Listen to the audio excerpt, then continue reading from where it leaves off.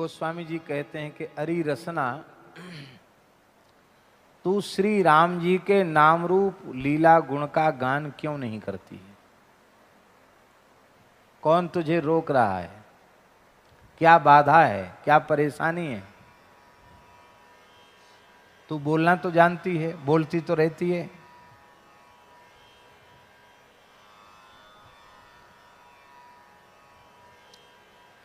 तो राम जी का नाम बोलने में तुझे कौन सी बाधा पड़ती है? राम जी का गुणगान करने में तुझे कौन सी बाधा पड़ रही है?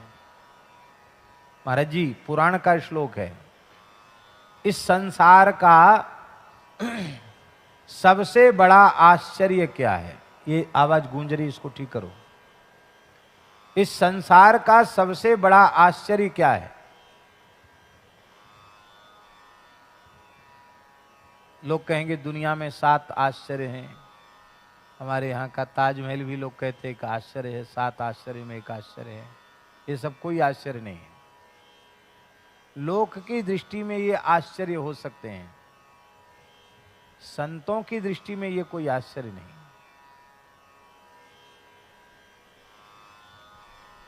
संतों की दृष्टि में सबसे बड़ा आश्चर्य यह है कि सुलभम भगवन नाम जिह्वा च वशवर्तिनी तथापि नरकम यान्ति किमाश्चर्यमतः परम। भगवान का नाम सभी प्राणियों को सुलभ है। आप ये नहीं कह सकते कि हम तो रूस में रहते हैं, जर्मन जापान में रहते हैं, अफ्रीका में रहते हैं, हमको भगवान का नाम लेने में बाधा। हमको सुलभ नहीं, सबको धरती के किसी भी कोने में रहकर भगवान नाम लिया जा सकता है। और जिह्वा च वशवर्तनी, जिह्वा हमारे बस में है, फिर भी हमको नरक में जाना पड़ रहा है। 84 लाख योनियों के चक्कर लगाने पड़ रहे हैं। इससे बड़ा आश्चर्य इस संसार का कोई दूसरा नहीं है। ये नारद जी का मत है, ये नारद जी का मत है। यक्ष ने युधिष्ठिर से पूछा, धर्मराज युधिष्ठिर से पूछा, किमाश्चर्यम, आश्चर्य क्या है? उसने भी पूछा, यक्ष ने। तो धर्मराज ने कहा कि संसार रूपी कड़ाह में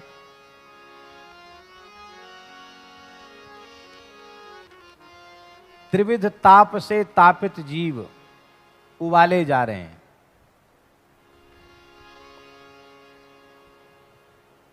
मृत्यु सबको सान सान के खा रही है, लेकिन शेषाह जीवितुम इच्छन्ति, जो काल कबलित हो गए वो तो गए काल के गाल में। जो बचे हुए हैं कड़ाही में उबल रहे हैं, वो उबल रहे हैं, वो भी जिंदा रहना चाहते हैं। किमाश्चर्य मत पर, बोले इससे ज्यादा आश्चर्य क्या होगा? संसार में पड़े रहना चाहते हैं, इससे मुक्त होने का यत्न नहीं करते हैं। मनुष्य जन्म प्राप्त करके भी इससे बड़ा आश्चर्य और कोई दूसरा नहीं है, ये युधिष्ठिर कह रहे हैं। तो संसार चक्र से छूटने का यत्न क्या है, साधन क्या है? बोले काहे ना रसना राम ही गावहीं।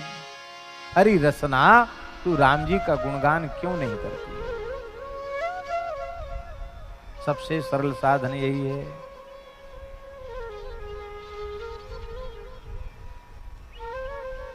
राम जी का गुणगान तो नहीं करती, और क्या करती है? बोले निस दिन पर अपवाद, दूसरे की निंदा। अपवाद माने होता है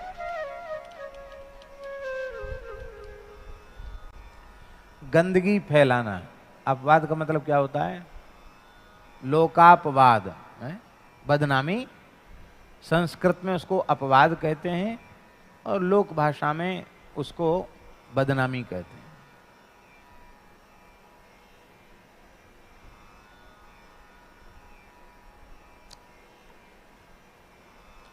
सज्जन व्यक्ति का कर्तव्य है कि अपनी कोई बुराई हो तो उसको अपने पूज्य गुरुजनों के सामने उजागर करके उसका प्रायश्चित पूछ ले प्रायश्चित कर ले, ये सज्जन का कर्तव्य है। और किसी की भी बड़ी से बड़ी बुराई, बड़े से बड़ा दोष सुनाई पड़ जाए या दिखाई पड़ जाए तो उस गंदगी को आगे न फैलावे, वहीं खत्म कर दे उसको।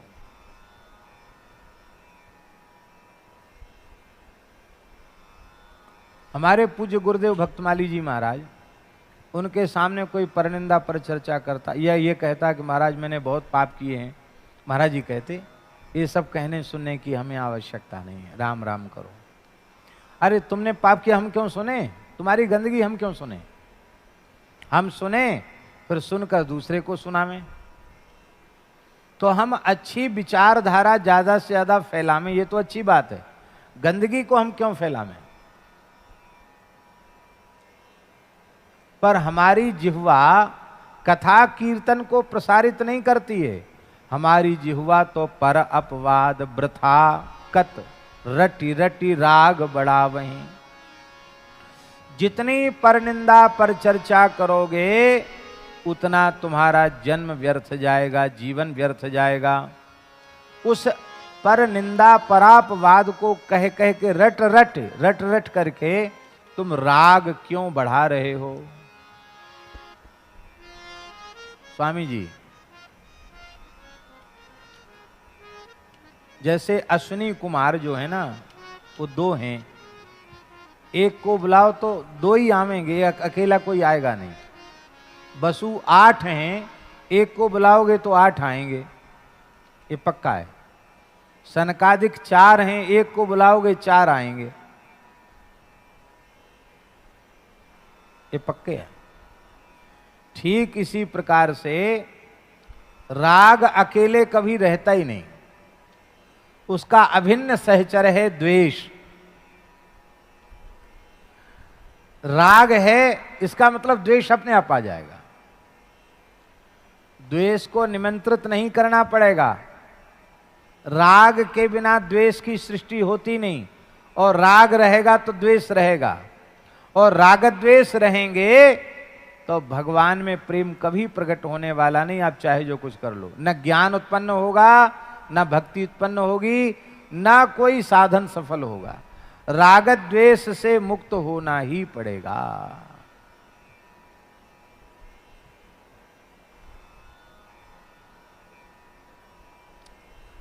राग रहित होना बहुत आवश्यक है। ये राग द्वेष हैं क्या? बोले ये राग द्वेष उल्लू हैं। कौन है? ये राग द्वेष उल्लू हैं, उलूक पक्षी हैं, राग द्वेष उल्लू हैं। और उल्लुओं का अस्तित्व दिन में नहीं रहता। कब रहता अस्तित्व? रात में। दिन में तो उल्लुओं को दिखता ही नहीं। जिन भगवान सूर्य नारायण के प्रकाश में सबको दिखता है, उल्लुओं की दृष्टि में तो सूर्य का अस्तित्व ही नहीं है। पूज्य बक्सर वाले मामा जी कहते थे कि एक बार अखिल ब्रह्मांड स्तर का उलूक सम्मेलन हुआ, उल्लुओं का सम्मेलन।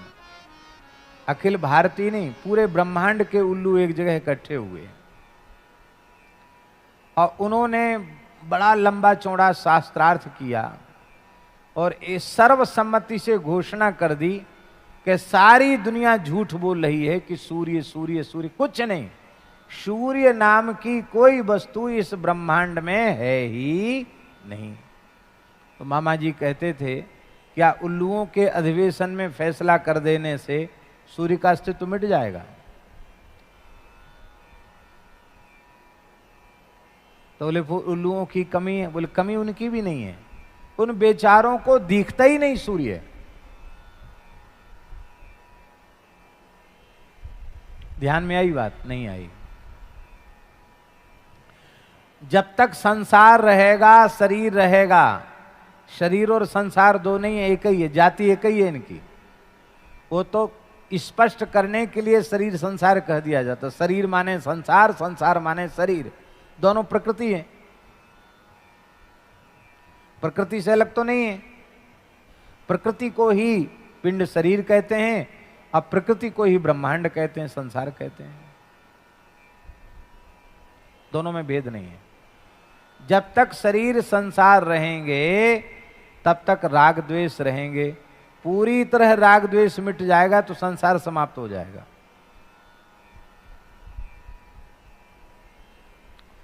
आप लोग कहेंगे तब तो बहुत अच्छी चीज है राग द्वेष, संसार बना रहे, कितना बढ़िया संसार है। अरे भाई, ये ईंट पत्थर और ये व्यक्ति तो जैसे थे वैसे बने रहेंगे।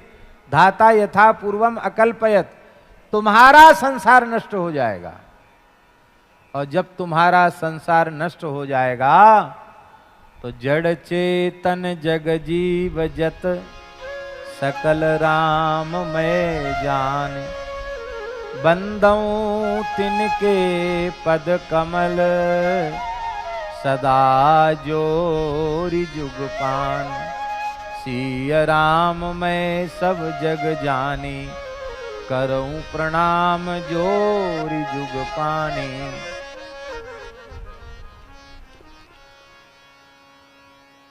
फिर राग द्वेष नहीं रह जाएगा। राग द्वेष का अभाव ही संसार का अभाव है, और राग द्वेष का रहना ही संसार का रहना है। द्वेष मन में है तो उसका पक्का है कि राग पहले भीतर होगा, बिना राग के द्वेष उत्पन्न ही नहीं होगा। राग होगा तो द्वेष होगा, द्वेष होगा तो राग होगा। ये दोनों एक साथ ही रहते, अलग रह ही नहीं सकते। और रहना तो इनको है ही है, क्योंकि ये बिल्कुल भी नहीं रहेंगे सृष्टि में तो सृष्टि ही नहीं रहेगी। संस्कृति का चक्र ही अवरुद्ध हो जाएगा। तो इन उल्लुओं को अंधा हम कैसे बनावें? ये राग द्वेष रूपी उल्लू हमारे जीवन में अंधे कैसे हों? गोस्वामी जी ने उपाय बताया है। ममता तरुण तमी अंधियारी, ममता तरुण तमी अंधियारी, राग द्वेष उलूक सुखकारी,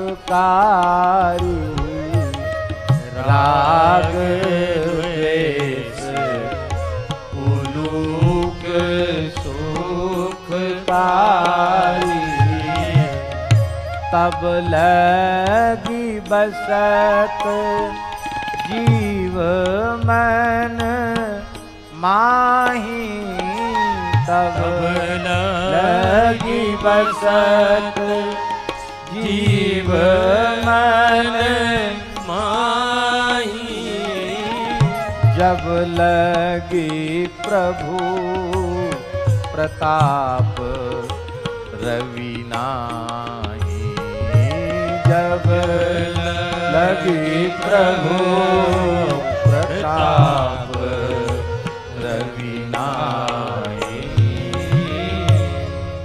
ममता रूपी तरुण रात्रि,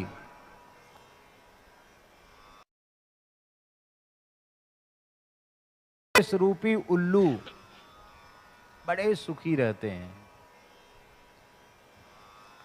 ये ममता रूपी रात्रि भीतर तब तक बनी रहती है।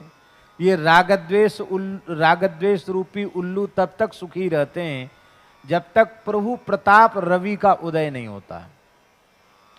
ये प्रभु प्रताप रवि क्या है?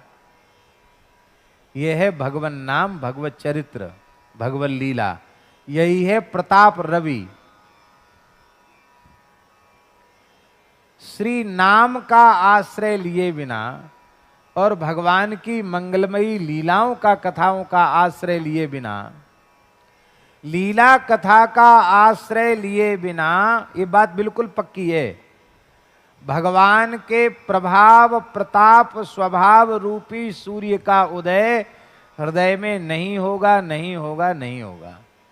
भगवान के प्रताप रूपी सूर्य को आप हृदय में उदित करना चाहते हैं, और जब उदित हो जाएंगे तो क्या होगा, उससे क्या होगा? अरे सूर्य के उदित होने पर रात्रि चली जाएगी। कौन की रात्रि? ममता रूपी रात्रि चली जाएगी।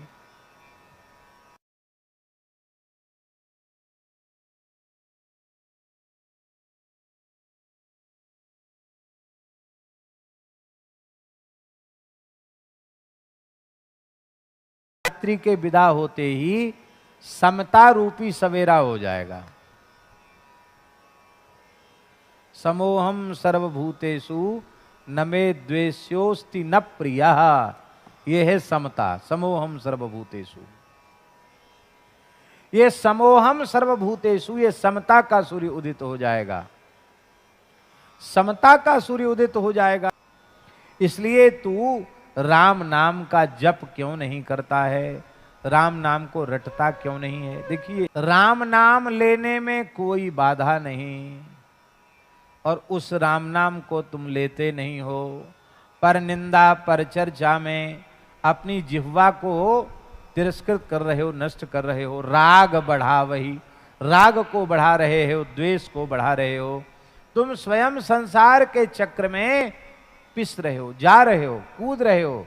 संसार की आग में कोई धकेल नहीं रहा तुमको। तुम स्वयं अपनी जिह्वा का दुरुपयोग करके, परनिंदा पर चर्चा करके, अपनी जिह्वा को जिह्वा का तिरस्कार करके, रसना का तिरस्कार करके तुम स्वयं नरक की ओर जा रहे हो। अरे भले आदमी, विचार तो करो। नर मुख सुंदर, कितना सुंदर मनुष्य का मुख तुमको मिला है। भेड़ बनते तो कीर्तन कर पाते? भैं भैं ऐसे करना पड़ता। बकरी बनते तो मैं ऐसे करना पड़ता। गधा बनते तो हेंचू हेंचू करना पड़ता। सुअर बनते तो सुअर की आवाज निकालनी पड़ती। हम कोई सब आवाज निकालना जानते नहीं है, पर राम राम तो नहीं कर पाते। कितना सुंदर भगवान ने मनुष्य का शरीर दिया है, कितना बढ़िया मनुष्य का मुख दिया है, कैसी सुंदर जिह्वा दी है। कितने विविध राग रागनियों में लोग अपने कंठ से स्वर निकालते हैं। ये जितने बाजा बने हैं ना संसार में, मनुष्य के बने, वो सब बाजे पीछे हैं। ये बाजा सबसे ऊंचा बाजा है। कंठ से श्रेष्ठ कोई बाजा नहीं, जिह्वा से ऊंचा कोई इंस्ट्रूमेंट नहीं, कोई वाद्य नहीं। आप सब कुछ इससे निकाल सकते हो।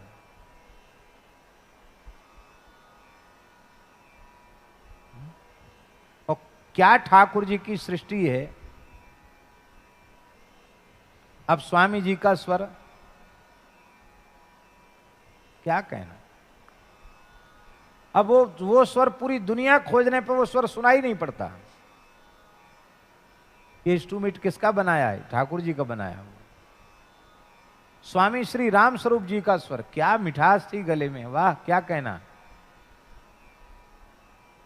अभी देख लो, लता जी वृद्ध हो गई हैं, लेकिन उनका स्वर देखो। ये सब किसने बनाया?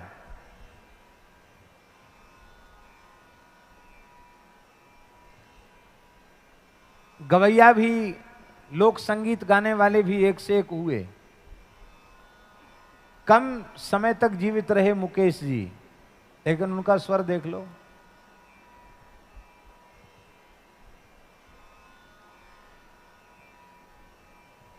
हम कोई सिनेमा के गीत सुनने का हमको व्यसन नहीं है, शौक नहीं है, पर पता नहीं क्यों ऐसी स्वाभाविक वाणी उस मुकेश की सुनाई पड़ती है कि लगता है कि इसको सुने।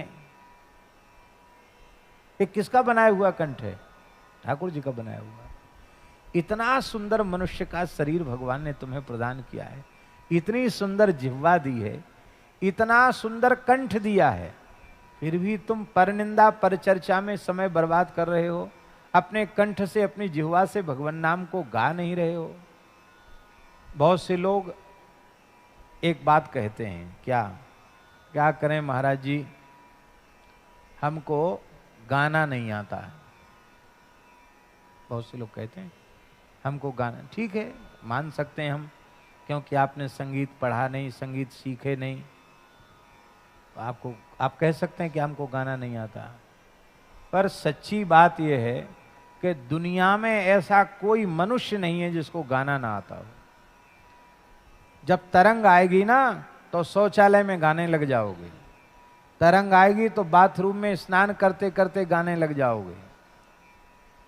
हाँ, अरे सोते सोते सपने में गाने लग जाओगे, तरंग कोई रोक नहीं पाएगा। तरंग आएगी तो भले ही उसका स्वर चाहे जैसा हो, गाता हर व्यक्ति है। जैसे हर व्यक्ति रोता है ऐसे ही हर व्यक्ति गाता है। बहुत से लोग कहते हैं कि हमको नाचना नहीं आता। नाचो, अरे कि हम नाचना नहीं आता। अरे 84 लाख योनियों में नाच ही तो रहे हो, और क्या कर रहे हो? चलो वैसा नाचना नहीं आता। तो ऐसा भी कोई मनुष्य नहीं है भैया जी जो 24 घंटे में कभी न कभी थिरकता ना हो। भले ही जिन लोगों को बहुत लाज शर्म लगती है तो वो भीतर नाच लेते हैं, और नहीं नाचेंगे तो ऐसे ऐसे तो कर ही लेंगे। वही तो नाचना हुआ। अरे पांव हाथ नहीं नचे, सिर तो नच गया कि नहीं नच गया। पर ठाकुर जी के सामने नहीं नाचते, ठाकुर जी के सामने नहीं गाते, ठाकुर जी के सामने नहीं बोलते, और टर टर टर टर करते रहेंगे, बक बक करते रहेंगे। नख सिख नर मुख सुंदर, कितना सुंदर मनुष्य का मुख है। नर मुख सुंदर मंदिर पावन, ये मंदिर है। मंदिर किसको कहते हैं महाराज जी? जिसमें भगवान विराजते हैं उसको मंदिर कहते हैं। किसको कहते हैं मंदिर? जिसमें भगवान विराजे वो मंदिर। इसमें भगवान बैठे कि नहीं तो मंदिर है कि नहीं? इसलिए भागवत जी में लिखा है द्वितीय स्कंध में, मनुर्मनीषा मनुजो निवासः। परमात्मा, विराट पुरुष परमात्मा की बुद्धि का नाम है मनु। इसलिए मनु जो है वो भगवान की बुद्धि का नाम है मनु। मनु जो कुछ कहते हैं उसको स्वीकार कर लो, आदमी की बुद्धि नहीं है वो परमात्मा की बुद्धि है, सबके लिए कल्याणकारी है। मनुजो निवासः, ये मानव का शरीर भगवान का निवास स्थान। वैसे तो रहते भगवान सब में, पर ये भगवान ने रचपच के अपने घर अपने लिए बनाया है। इंजीनियर तमाम मकान बनाता है पर अपने लिए बनाता है तब पूरी इंजीनियरिंग वहीं लगा देता है। ऐसे भगवान ने अपने रहने के लिए बनाया तो बहुत बढ़िया नक्काशी, क्या कहना, अलग अलग तरीके की डिजाइन के दरवाजे। किसी के ये दरवाजे अलग हैं, किसी का ये दरवाजा अलग है, किसी का ये दरवाजा अलग है। हाँ महाराज, सब विचित्र विचित्र। एक सांचा बनाया और बनाने के बाद सांचे को ही नष्ट कर दिया, फिर नया सांचा। कितनी विलक्षण बात है।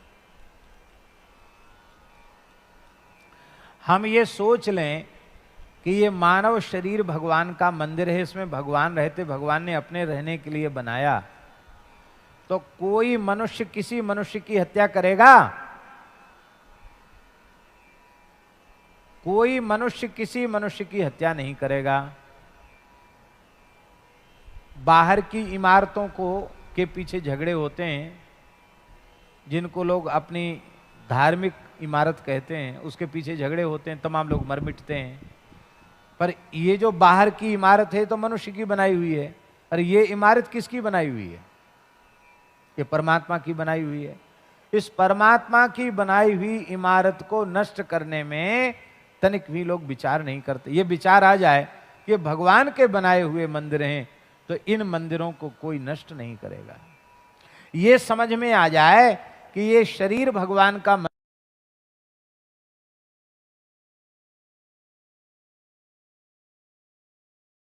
जाता है, अपेय जाता है मंदिर में, बोलो, मध्यमांस मंदिर में जाता है, प्याज लहसुन मंदिर में जाता है? बिल्कुल नहीं जाता। इसका मतलब है ये हम स्वीकार कर लें कि भगवान का मंदिर है, तो इतने मात्र से हमारे हृदय में दया करुणा आदि सद्गुण आ जाएंगे, हमारा आहार शुद्ध हो जाएगा। क्यों? भगवान के मंदिर में कोई गंदी चीज थोड़ी पटकेगा, पवित्र वस्तु ही भगवान के मंदिर में जाएगी जो भगवान को भोग लग सकती हो। एक महात्मा का अभ्यास था, वो भोजन करने बैठते तो एक नया मंत्र बोलते थे। क्या? कौन सा मंत्र? हाथ जोड़ के कहते, हे भगवान तोहरे पेट में जाए। क्या कहते? हे भगवान तोहरे पेट में जाए। तोहरे पेट में जाए बोले क्या मतलब? बोले बैठे हुए भगवान, उनको प्यास लगती है तो उनको पानी पिला देते हैं, उनको भूख लगती है तो उनको भोजन करा देते हैं। जितने पानी पीकर वो संतुष्ट हो जाते, कहते हैं बस बंद, बस हो गया तो बंद कर देते हैं। जितने भोजन से संतुष्ट हो जाते वो ठीक है पूरा हो गया तो ठीक है पूरा हो गया, ना हम कुछ खाते हैं ना पीते हैं। हे भगवान तोहरे पेट में जाए। कितनी बढ़िया बात है। ये बात समझ में आ जाए तो अकर्ता हो जाएगा, और अकर्ता हो जाएगा तो अभोक्ता हो जाएगा। देखो कितनी अच्छी बात है। कितना सुंदर मनुष्य का मुख है, कितना पवित्र यह देह है, और उसमें तू रह रहा है। जिनका मंदिर है वो देवता भी इसी में है, और उस देवता का पुजारी जीवात्मा भी इसी में, उसी में तू रह रहा है। लेकिन फिर भी तू देवता की पूजा नहीं कर रहा है। ता ही लजा वही, मंदिर को लजा रहा है, देवता को लजा रहा है, देवता की कृपा करुणा का तिरस्कार कर रहा है। कहते तेरी हालत तो ऐसी है जैसे कोई चंद्रमा के समीप में रह करके और अमृत से वंचित रह जाए। चंद्रमा अमृतस्रावी है, और अमृतस्रावी चंद्रमा में रह करके और वो हमेशा हमेशा के लिए और वंचित रह जाए, अमृत से वंचित रह जाए। चंद्रमा में रहकर तो अमृत से वंचित हो जाए, और मृग तृष्णा का जो जल है, मरुस्थल की रेत में सूर्य की किरणें पड़ने से जो जलाभास हो जाता है, उसको पीकर प्यास बुझाना चाहे। महामूर्ख है कि नहीं? जिस चंद्रमा से अमृत झर रहा है उसको तो पिया नहीं, और अब मृग तृष्णा रूपी जल को पी करके अपनी प्यास बुझाना चाहता है।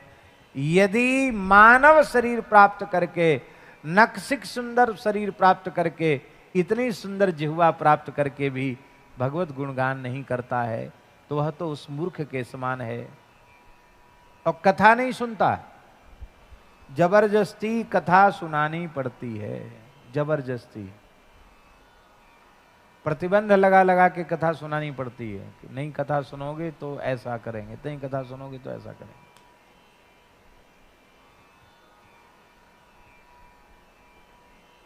एक बुंदेलखंड के एक रामायणी जी थे, तो विनीत जी नाम था उनका। तो पूज्य हमारे महाराज जी भक्तमाली जी महाराज, उनसे बड़ा प्रेम रखते थे वो। महाराज जी कभी उधर जाते तो कथा मतलब, तो बुंदेली भाषा में कथा कहते थे। वो कहते थे, हम तो बेलन खो नौन दे रहे। समझे नहीं समझे? बैलों को नमक देना, हम तो बेलन खो नौन दे रहे, यहीं से शुरू करते थे। बैल ऐसे नमक नहीं, अब नमक उनके स्वास्थ्य के लिए अच्छा है तो क्या करते हैं, एक बांस का पोला बांस रहता है, उसको मुंह में उनके डाल देते हैं, और उस बांस की पुंगी में, उसमें ऐसा वो लगा रहता है कीप जैसा, और उसमें डालते हैं नमक, तो नमक उनके कंठ में जाके नीचे उतर जाता है, उससे उनको फायदा होता है। तो जैसे बैलों को नमक दिया जाता है जबरदस्ती, नाथ पकड़ के खींच के, बोले ऐसे हम सबको बिठा के बेलन को नौन दे रहे हम।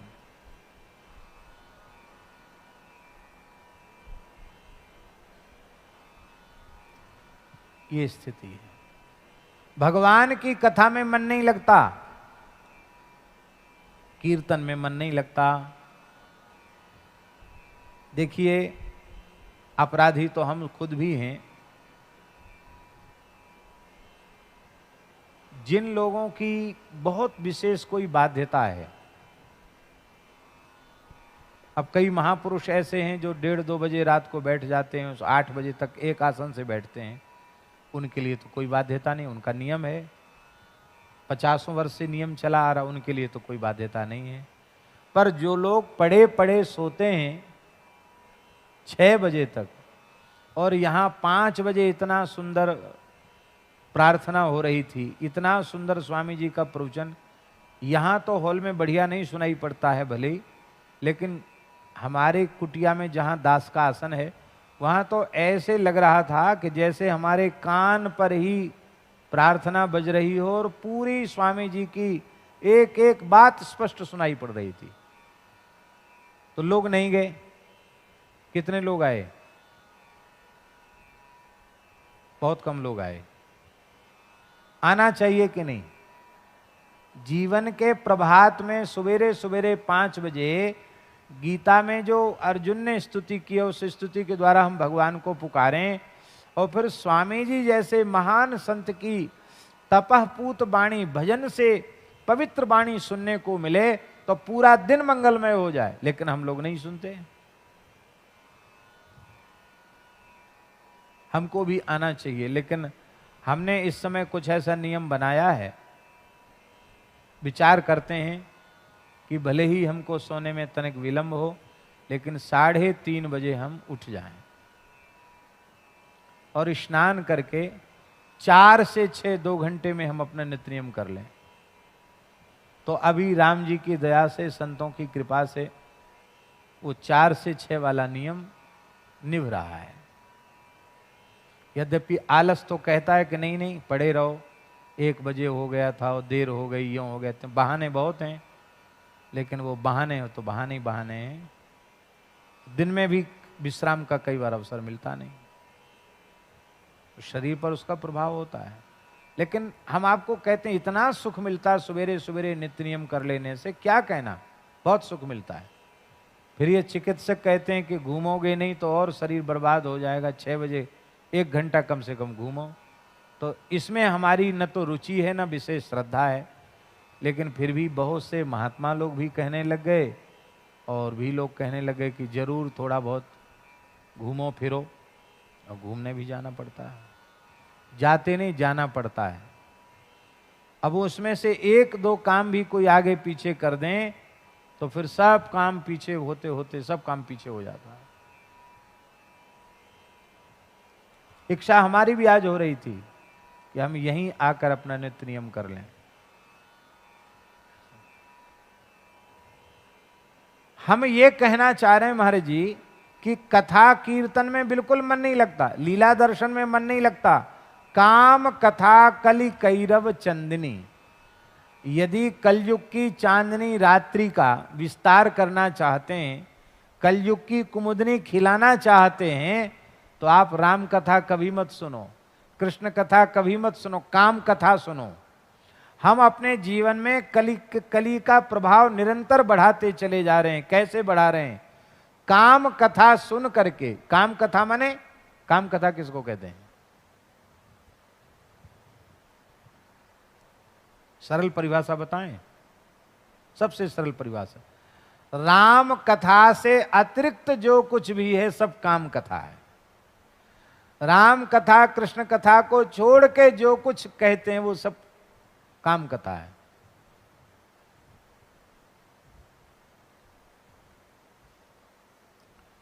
श्री आनंदमयी मां से एक बात पूछी गई, आनंदमयी मां से।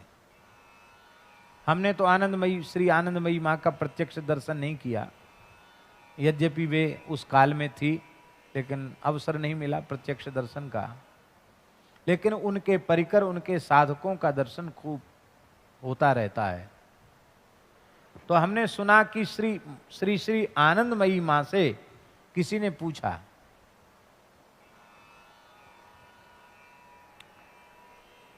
कि कथा का स्वरूप क्या है। तो उन्होंने कहा, आनंदमयी मां ने कहा, हरि हरिदास कथा कथा बाकी सब व्यथा। क्या कहा? हरि हरिदास कथा कथा बाकी सब व्यथा। माने भगवान और भगवान के भक्तों की चर्चा को ही कथा कहते हैं। इसके अतिरिक्त आप जो कुछ कहते सुनते हैं वो कथा नहीं, वो व्यथा है। तो उस काम कथा को कान दे के सुनते हैं। यहां बैठ के बढ़िया से बढ़िया माइक लगा है कथा में, ऐसे नींद आ जाएगी। और वहां बैठ के कोई ऊटपटांग चर्चा कर रहा है, यहीं से देखेंगे क्या कह रहा है, उसके होठ कैसे हिल रहे हैं, आंख कैसी मटक रही है, अरे ये कह रहा होगा। और लोग इतने अच्छे विचार कर लेते, हाँ यही कह रहा होगा, ये पक्की बात है।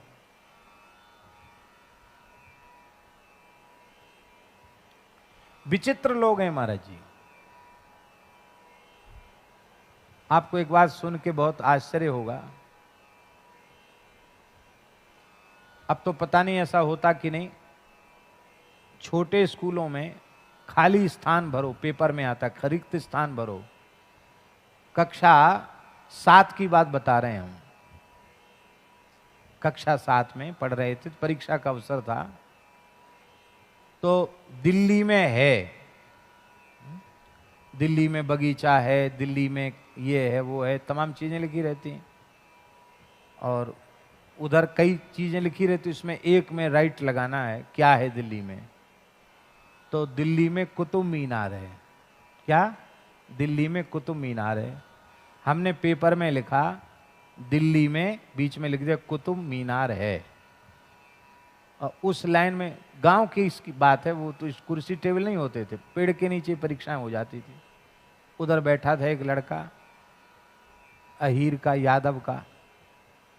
उसने ऐसे उजक उजक के देखा वहां से उसको समझ में नहीं आया क्या, तो उसने लिखा दिल्ली में कुतिया बीमार है।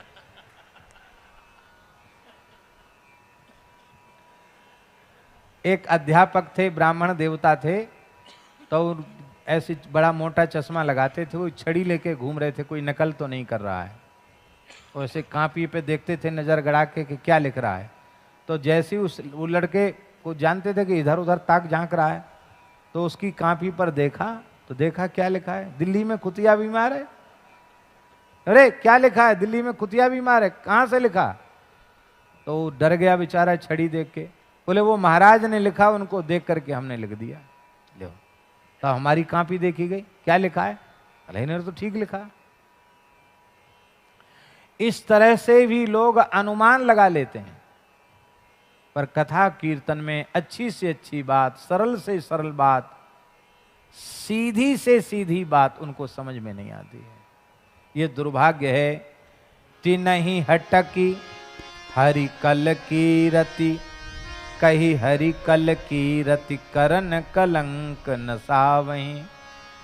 उनको हटक करके भगवान के पवित्र चरित्र को सुन करके कलयुग के कलंक को वो दूर नहीं करते हैं।